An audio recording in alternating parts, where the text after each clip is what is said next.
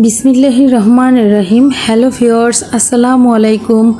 সবাই কেমন আছো? আশা করি অনেক অনেক ভালো আছো। নতুন আরও একটি ব্লগ ভিডিওতে সবাইকে স্বাগতম। তো আমি নতুন আরও একটি ব্লগ ভিডিও নিয়ে চলে এলাম তোমাদের সাথে গল্প করতে।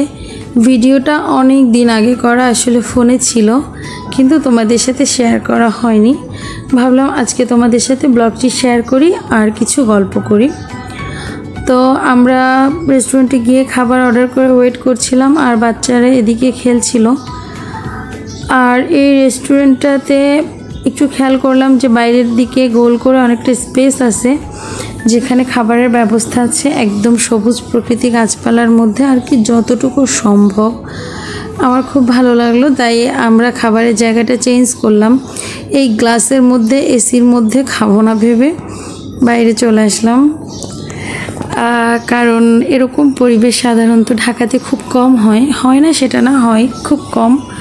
তো একেবারেই বাসার কাছে রেস্টুরেন্টটা, এরকম গাছপালার মধ্যে বসে খাবো এটা ভেবে মানে খাবার টেবিলটা চেঞ্জ করলাম। এই এসির মধ্যে গ্লাসের মধ্যে তো রেস্টুরেন্ট মানি এভাবেই হয়। তো একটু পরিবেশটা গরম ছিল অনেক, বাট পরিবেশটা বেশ ভালো লাগলো, তাই বাইরে চলে আসলাম।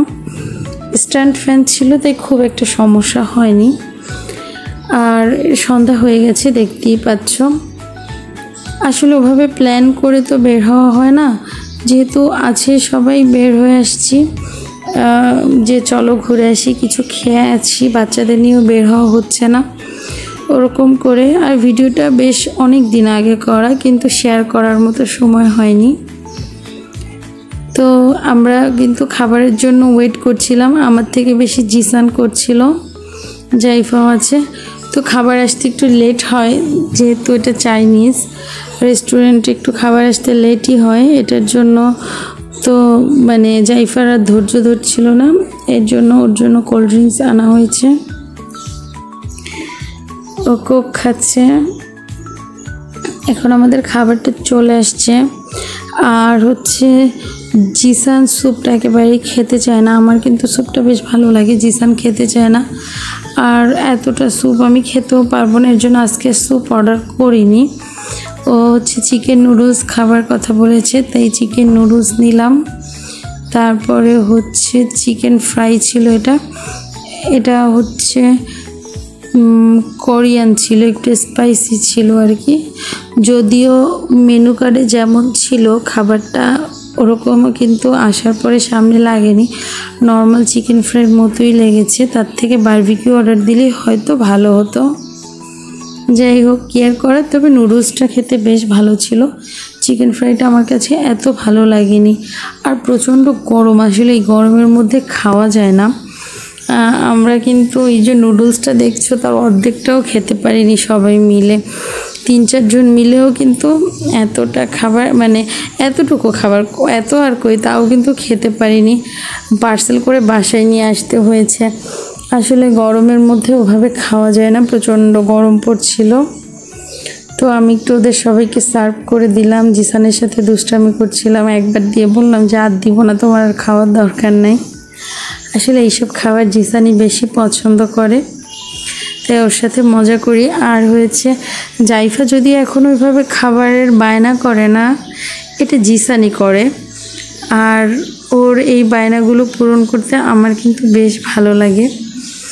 ওর ডিমান্ডের মধ্যে ডিমান্ড হচ্ছে এটাই, এটা খাবো, ওটা খাবো, ওই রেস্টুরেন্টে যাব, মানে ওইগুলো ও সারাক্ষণ সার্চ দিয়ে দিয়ে গুগলের লোকেশান দেখে কোন রেস্টুরেন্টে কী ধরনের খাবার পাওয়া যায়। মানে ও একটু ফুডি, ও অনেক ছোটোবেলায় বলতো ফুড ব্লগার হবে, তখন বুঝতো না, ইউটিউবার হবে, ফুড ব্লগার হবে এরকম বলতো, এখন আর এগুলো বলে না। তো ছেলে ইউটিউবার হবে বলতে বলতে মা ইউটিউবার হয়ে গেছে। আসলে আমাকে ইউটিউবার বলা যায় না, ভালো লাগে টুকটাক ভিডিও প্রতিদিন কি করছি তোমাদের সাথে শেয়ার করতে, এতটুকুই। তো হচ্ছে আমরা সবাই মিলে বেশ খাচ্ছিলাম, আর আমি তোমাদের জন্য একটু একটু করে ভিডিও করে। আমার যে বন্ধুরা এতক্ষণ ধরে আমার ভিডিওটা দেখেছো, এখনও লাইক করোনি, প্লিজ একটা লাইক করে দিও। আর দেশ বা দেশের বাইরে যে যেখান থেকে আমার ভিডিওটা দেখছো সবাইকে অনেক অনেক ধন্যবাদ আর আন্তরিকভাবে ভালোবাসা জানাচ্ছি। তো আমি কিন্তু ভিডিও করি ঘরে রান্না, ঘরের নিত্য কাজ, বাইরে গেলে, কিন্তু সেগুলো এডিট করে দেয়া হয় না। আর বেশি বিরক্ত লাগে ভয়েস দিতে, জানি না কেন, বাট এটার জন্য কিন্তু আমার ভিডিও অনেক কম দেওয়া হয়। তো আমি যাই খাই, আমি একদিন একটা দিদিকে বলেছিলাম, একটা দিদি আমাকে একদিন জিজ্ঞেস করেছিল বিরিয়ানি খেয়ে তোমার চা খেতে ভালো লাগছে? দিদি, ইন্ডিয়ার একটা দিদি, মানে এটা নাকি দিদির খুব বাজে লাগে। তো আমি দিদিকে বলেছিলাম যে দিদি আমি চাইনিজ খেলেও আমার চা খেতে হবে, আমি বাইরে যাবো, রেস্টুরেন্টে খাবো, চা না খেয়ে বাসায় আসলে আমার খাওয়া হয় না। তো ঠিক তেমন ওখানে কফি ছিল, বাট কোল্ড ড্রিঙ্কসও কিন্তু খেয়েছি, কিন্তু চাটা খাওয়া হয়নি।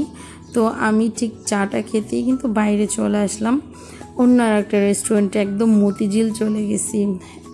তো মতিঝিল চলে আসছি, এসে এখানে জাস্ট চা খেলাম আর কিন্তু কিছুই।